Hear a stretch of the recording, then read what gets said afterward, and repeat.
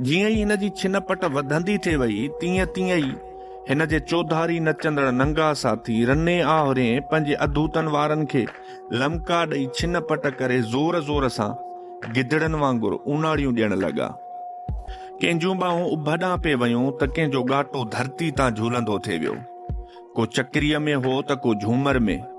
वींदे हिकु फूह जवान नींगर जंहिंजो कारो संदोल धड़ सोनी नगरी जे कंहिं पूॼाणी नचणी वांगुरु पथरां हो।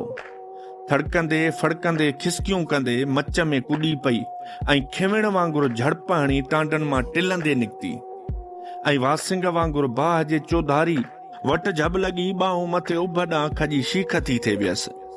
चेल ताईं मथियूं धड़ पहण ऐं टंगूं ॼण ज़िंज़लो हो ऐं ईअं ई थड़कंदी फड़कंदी रही। वाटाड़ू उन शोधर नंगी नाचनी जो नाच ॾिसी दंग रहिजी वियो। केॾो न अजीब ॾेखो, हिकु शोधर जे जनम जी ख़ुशी जेको शायदि हाणे धरती ते अचण लाइ तकड़ा तकड़ा हथ पेर हणी रहियो हुयो। उहो समूरो मंडाल हू बिना वेझड़ाई खां घाटनि ॾारनि मां सिसी कढियो ॾिसी रहियो हुयो। हाणे उहो ॾाढो बेचैनी सां उन मोगाई मंध में निहारे रहियो हुयो जंहिंजो सॼो बुत सीटिजी वियो हुयो। अखियूं नक चप वात चुंझा ऐं चिॿा थी विया हुआसि।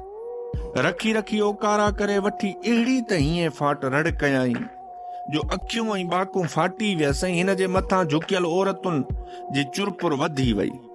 ॼण त हिननि जे हथनि मां का तिरकिणी शइ तिरकी न वञे। उन सां गॾु ई परॾा में नए जीवन जी पहिरीं दां उभरी ऐं ख़ुशी जे पड़ाड़े में ॿुॾी वई। फूह जवानी नचणी जे हथनि मां बरंदड़ उमाड़ियूं तेज़ थी वयूं। हू झूलंदे वासिंगनि वांगुरु वट खाईंदे माउ ऐं वियाह जे मथां फेरियूं पाइण लॻी।